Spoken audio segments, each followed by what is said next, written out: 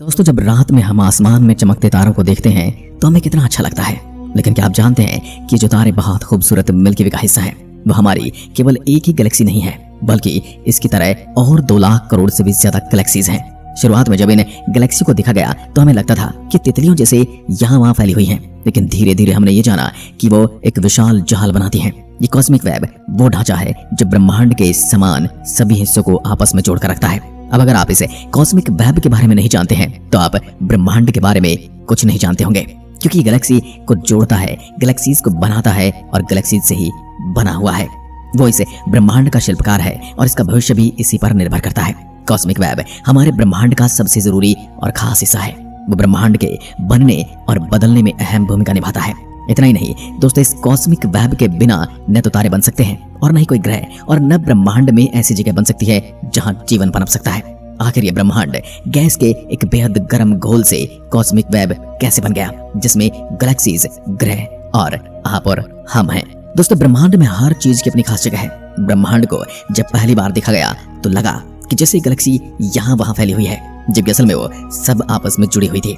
Galaxies एक विशाल जाल से जुड़ी हुई हैं, जो कि पूरे ब्रह्मांड में अनंत काल से अनंत तक फैला हुआ है। लेकिन ये जाल कैसे बना, ये कॉस्मोलॉजी का सबसे बड़ा रहस्य है। हाकिम ऑलसे नाम के एक एस्ट्रोफिजिस्ट का कहना है, एक तरह से आप किसी भी चीज को तब तक नहीं समझ सकते जब तक आप ये न समझ लें कि आखिर वो बनी कैसे थी। ये ब्रह्मांड, ये हमारा ब्रह्मांड करोड़ों गैलेक्सीज से मिलकर बना है। ये रहस्य सुलझाने के लिए वैज्ञानिकों को दूर तक देखना होगा। ऑब्जर्वेबल यूनिवर्स के आखिरी छोर तक देखकर शुरुआती गैलेक्सीज की रोशनी की जांच करनी होगी। वैज्ञानिकों ने जब वीएलटी यानी कि वेरी लार्ज टेलीस्कोप से हबल अल्ट्रा डीप फील्ड की तरफ मोड़कर देखा, जिससे हबल स्पेस टेलीस्कोप ने 1995 में एक तस्वीर ली थी। वीएलटी की मदद से एस्ट्रोनॉमर्स अंतरिक्ष में बहुत दूर तक देख सकते हैं। एस्ट्रोफिजिसिस्ट मिशेले थैलर का कहना है, क्योंकि कॉलेज के जमाने में लोग अपने हॉस्टल रूम में डबल डीप फील्ड के पोस्टर लगाया करते थे, क्योंकि उसने ब्रह्मांड के बारे में हमारा नजरिया पूरी तरह से बदल दिया था।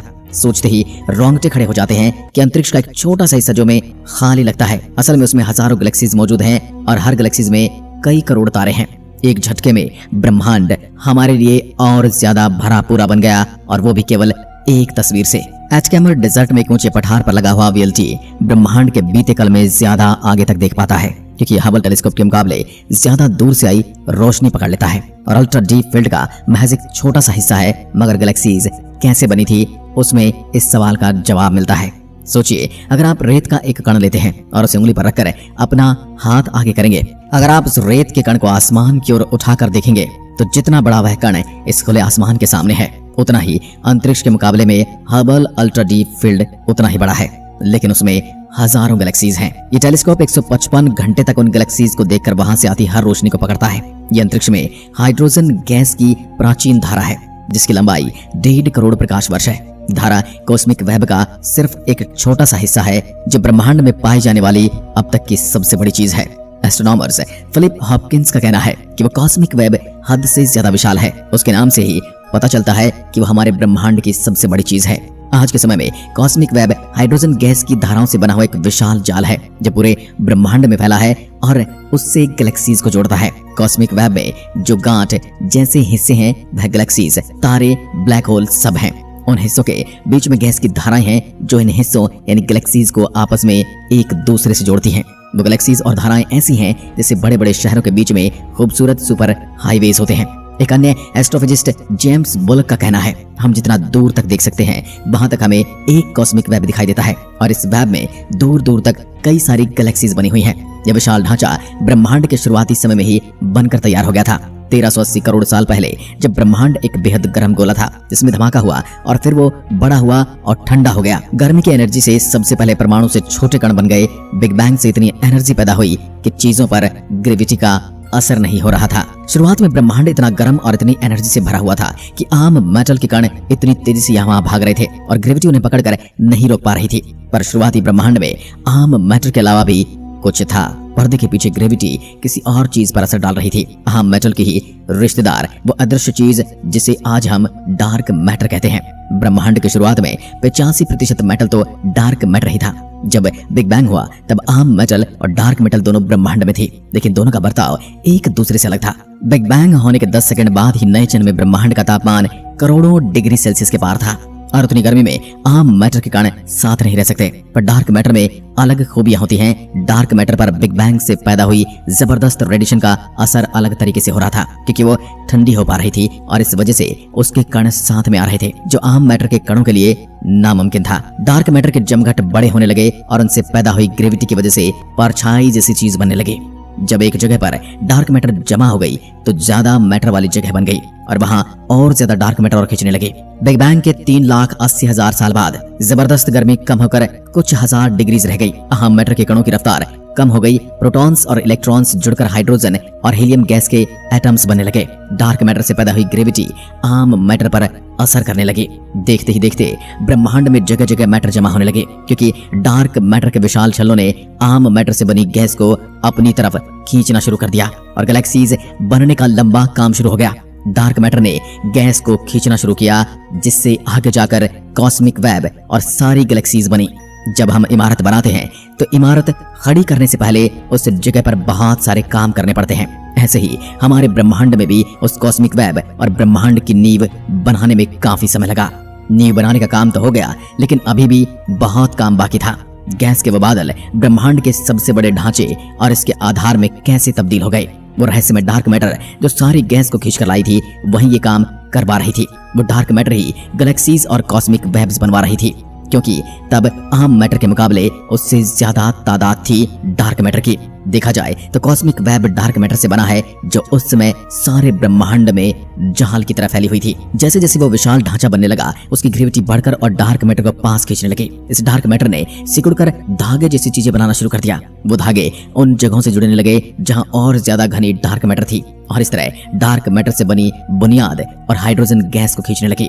लाखों करोड़ों साल तक ये काम यूं ही चलता रहा और गैस से बनी ये धाराएं पूरे ब्रह्मांड में फैल गई, और तब जाकर वो जाल सितारों से सजा हुआ नजर आता है और सभी गैलेक्सीज को जोड़ता है। हम जानते हैं कि आगे जाकर तारे और गैलेक्सीज बन गए, लेकिन ये नहीं पता कि कब बने। सबसे शुरुआती गैलेक्सीज कैसी थी, ये बड़ा रहस्य है। तो फिर ब्रह्मांड आज जैसा है वैसा ये कैसे बना? सबूतों को देखकर लगता है जब डार्क मैटर का जाल बना और हाइड्रोजन गैस बनकर जमा होने लगे, तब ब्रह्मांड के अब तक के सबसे बड़े तारे ने तेज धमाके के साथ जन्म लिया। 2018 में वैज्ञानिक एक प्राचीन गैलेक्सी को देख रहे थे जिसका नाम था MACS 1149 JD1। वहां उन्हें उस वक्त तक के सबसे पुराने तारे दिखाई दिए। ये गैलेक्सी बहुत ही दिलचस्प थी, क्योंकि इसमें बिग बैंग के कुछ वक्त बाद ही तारे बनना शुरू हो गए थे। उन तारों से ये पता चल सकता था कि ब्रह्मांड की बुनियाद बनाने वाला कॉस्मिक वेब कैसे बना था। लेकिन जब एस्ट्रोनॉमर्स ने गैलेक्सी से आती उस वक्त की रोशनी की जांच की, जब ब्रह्मांड 25 करोड़ साल का ही था, तो वह हैरान रह गए। तारे सिर्फ बिग बैंग से पैदा हुई हाइड्रोजन और हीलियम से ही नहीं बनते हैं, उनमें वो चीज भी होती है जिन्हें एस्ट्रोनॉमर्स मैटर कहते हैं। एस्ट्रोफिजिसिस्ट साराफिना नैन्सी कहती हैं, एस्ट्रोनॉमर्स में मैटर यानी वो हर चीज जो हाइड्रोजन हीलियम से भरी है। भले ये बात आपको एकदम बेतुकी लगे, लेकिन एक एस्ट्रोनॉमर्स के लिए हर चीज एक मैटर है। बिग बैंग से हाइड्रोजन और हीलियम बने थे। जो भी चीजें उनसे भरी थी, दम तोड़ते हुए तारों के केंद्र में समा गई थी। इस गैलेक्सी के चमकदार तारे जो बिग बैंग के 25 करोड़ साल बाद बने थे। कुछ तारों की उम्र ब्रह्मांड जितनी लग रही थी, वो बहुत ज्यादा पुराने थे, लेकिन उनमें कुछ ऐसे एलिमेंट्स थे जिनसे ये पता चलता था कि वो सबसे शुरुआती दौर के तारे थे। भले वो तारे बहुत पुराने थे, लेकिन ये पक्का था कि उनसे पहले भी तारे बने थे। सबसे शुरुआत के तारों के बारे में हमें अभी कुछ भी नहीं पता। शुरुआती तारों में आग कैसे जली और क्या उन्हीं की वजह से सबसे पहली गैलेक्सी बनी थी? ये किसी काल्पनिक कहानी जैसी घटना लगती है। अंधेरे में से अपने आप ही एक विशाल ढांचा पैदा हुआ और उस ढांचे से सारी गैलेक्सियां बन गई। सारा ब्रह्मांड बनकर तैयार हो गया। हमने कभी सबसे शुरुआत में बने तारों को नहीं देखा, लेकिन फिजिसिस्ट ने इसके बारे में एक राय दी है कि वो कैसे थे और कैसे बने थे। इसे समझने के लिए आइए समय में थोड़ा और पीछे चलते हैं। अब हम पहुंच गए हैं बिग बैंग से 10 करोड़ साल बाद के समय में। शुरुआत में कॉस्मिक वेब में अंधेरा था। उसे रोशन करने के लिए तारे नहीं थे, लेकिन ब्रह्मांड में तारे बनने की तैयारी हो चुकी थी। सालों तक फैलकर बड़े होते रहने के बाद डार्क मैटर के ढांचे से जुड़े हुए गैस के बादल आपस में तालमेल बिठाने लगे। हाइड्रोजन गैस के जमा होने की वजह से बड़े बादल बने जो अंदर से बेहद गर्म और घने थे। अगर आप हाइड्रोजन को एक जगह पर जमा करके उसे बहुत गर्म करें और उस पर दबाव डालेंगे, तो हाइड्रोजन में फ्यूजन होने से हीलियम बननी शुरू हो जाएगी। उसमें न्यूक्लियर फ्यूजन रिएक्शन होगा। सिमुलेशन के मुताबिक तब कुछ गैस के बादलों का वजन सूरज के मुकाबले सैकड़ों गुना ज्यादा था। उनसे जो तारे बने थे वैसे ब्रह्मांड में मौजूद ही नहीं है। तो आज के समय में हमारे ब्रह्मांड में जो तारे हैं उनका वजन ज्यादा से ज्यादा हमारे सूरज से लगभग 70 से 100 गुना ज्यादा होता है। अब कोई तारा इससे बड़ा नहीं है।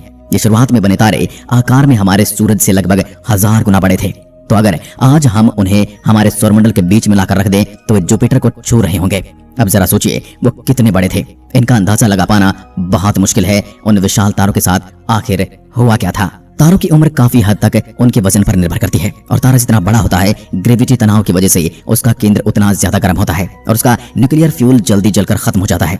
हैरानी की बात तो यह है कि तारे जितने भारी होते हैं उनकी उम्र उतनी ही ज्यादा छोटी होती है। सबसे शुरुआत में बने तारे पुराने जमाने के रॉक स्टार हुआ करते थे, शान से जीते थे और जल्दी मरते थे। सबसे शुरुआत में बने तारे इतनी देर तक जिंदा नहीं रहे कि गैलेक्सीज बन पाए, लेकिन हाँ, उन्होंने वो प्रक्रिया शुरू कर दी थी। दोस्तों, भले ही शुरुआती तारों की उम्र बहुत ही छोटी थी, लेकिन उनके दम तोड़ने पर सुपरनोवा धमाके से ब्रह्मांड में हैवी मैटर भर गए थे। आज हमें गैलेक्सी में हर 2 साल में एक सुपरनोवा दिखाई देता है। 10-20 सालों में वो हमारे करीब होता है। उस समय हालात और जबरदस्त रहे होंगे।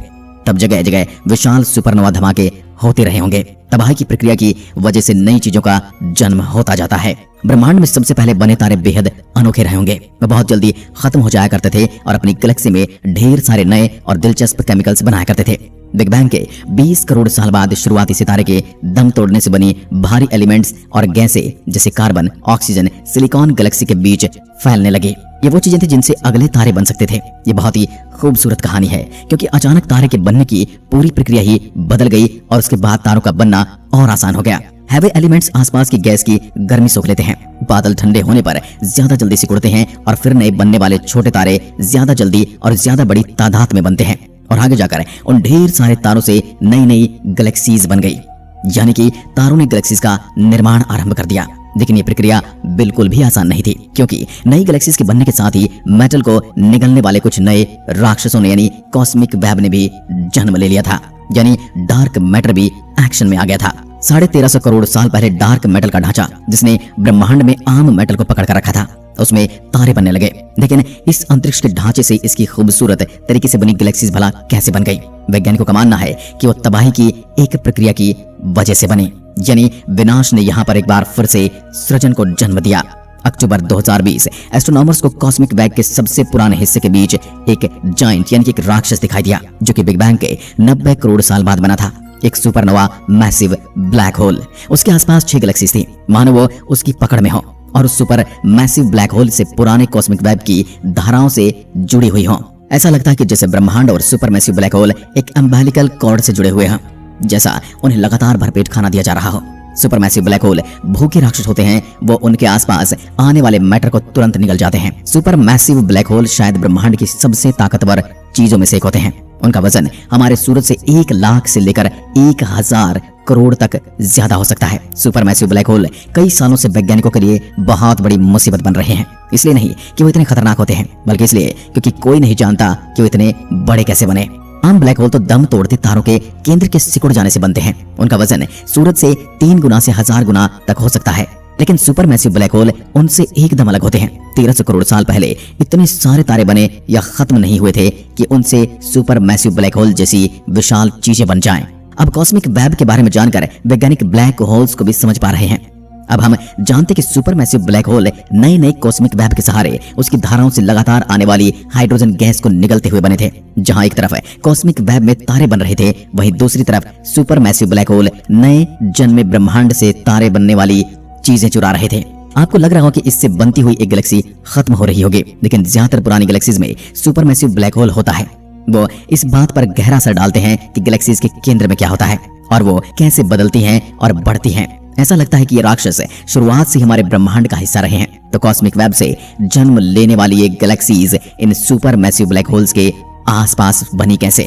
मिल्की वे के सुपर मैसिव ब्लैक होल का नाम सैजिटेरियस ए स्टार, जो कि लगभग 2 करोड़ 70 लाख किलोमीटर चौड़ा है और इसका वजन सूरज से लगभग 40 लाख गुना ज्यादा है।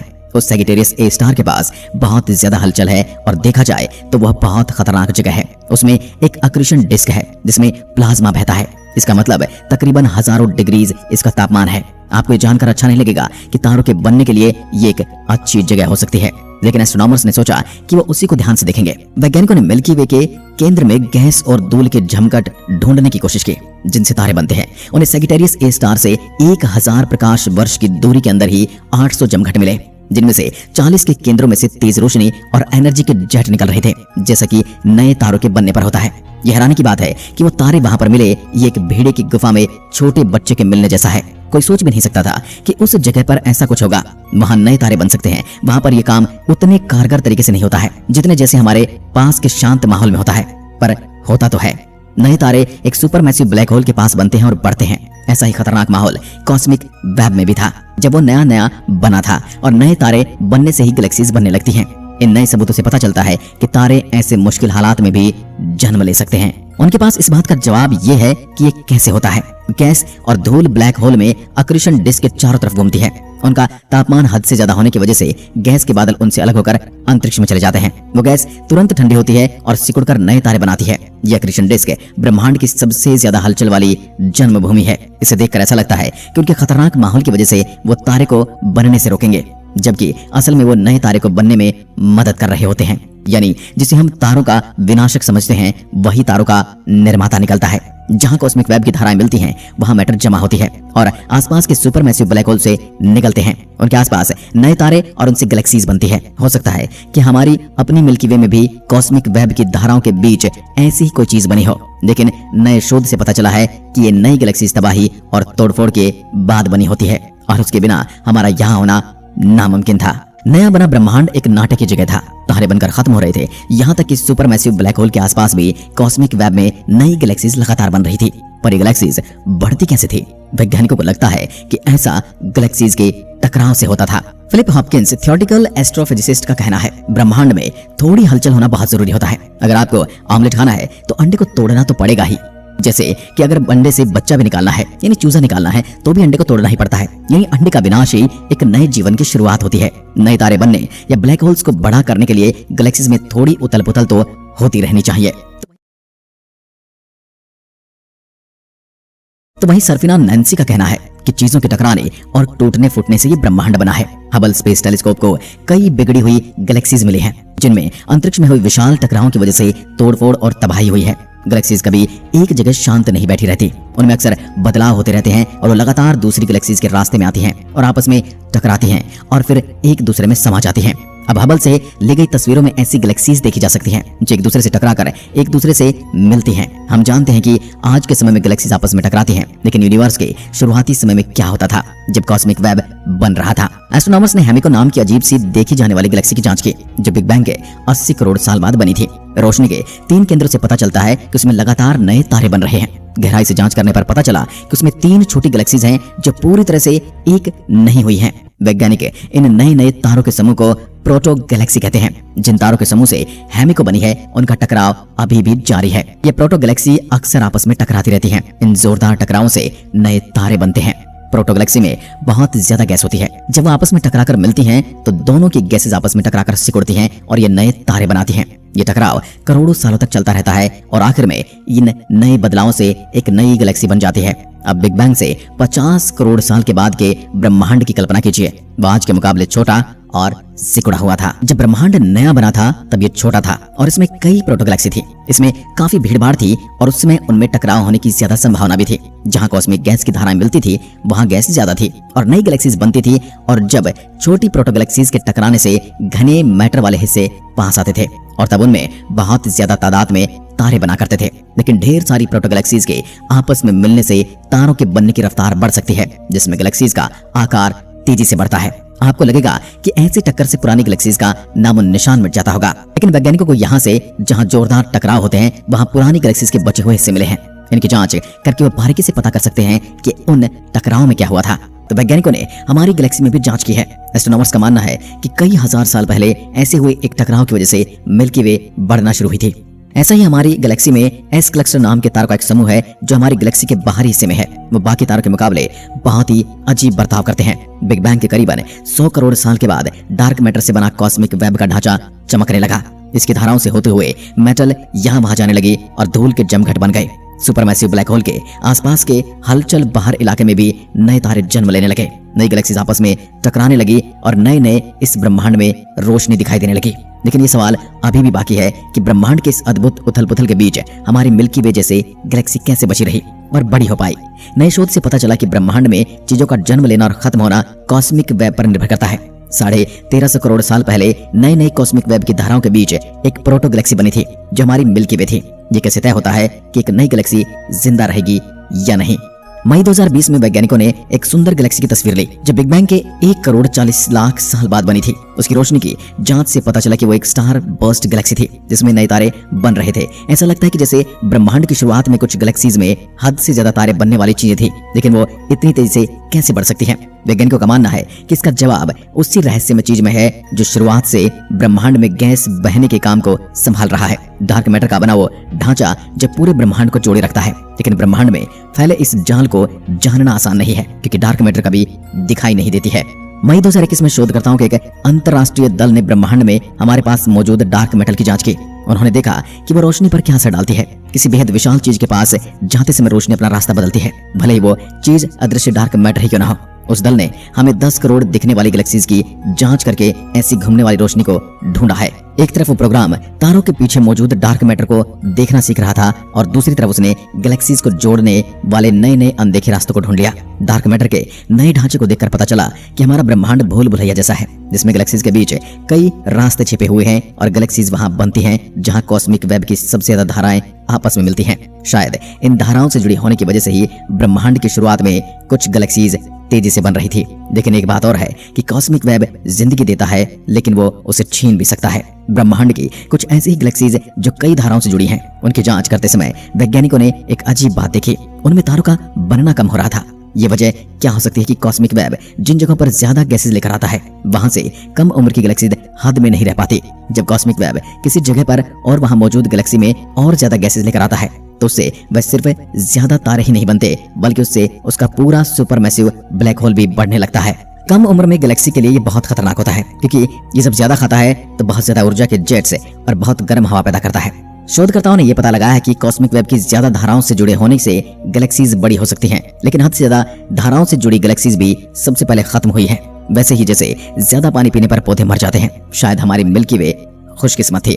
कॉस्मिक वेब तय करता है कि गैलेक्सीज कब तक जिंदा रहेगी। उसी की वजह से गैलेक्सीज इतनी सुंदर बनी है। पर अब कॉस्मिक वेब का काम बंद होने वाला है। एक अदृश्य ताकत है जो उसे तबाह कर सकती है, तो फिर उससे बनी गैलेक्सीज का और हमारा क्या होगा? कॉस्मिक वेब ने ही इसे ब्रह्मांड को तरकीब से बनाया था।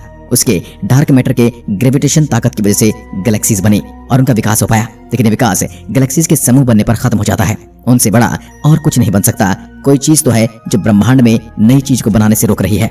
ये जानने के लिए ये क्या हो रहा है हमें उस समय में जाना होगा जब बिग बैंग हुआ था और कॉस्मिक वेब जन्म ले रहा था। 1380 करोड़ साल पहले ब्रह्मांड का जन्म हुआ था। ऊर्जा का एक छोटा सा गोला ठंडा हुआ और बड़ा हुआ जो ऊर्जा आम मैटर और डार्क मैटर में बदल गई। लेकिन उसी समय एक और ऊर्जा ने जन्म लिया, डार्क एनर्जी। हमें डार्क एनर्जी के बारे में बहुत कम पता है, लेकिन ये हमेशा ब्रह्मांड का हिस्सा रही है। एक थ्योरी ये कहती है कि ये कभी बनी ही नहीं थी, ये बस फिजिक्स के नियमों की तरह है। ये हमेशा से यही थी और हमेशा यही रहेगी। एक फिजिसिस्ट का मानना है कि डार्क एनर्जी बस खालीपन की ऊर्जा है।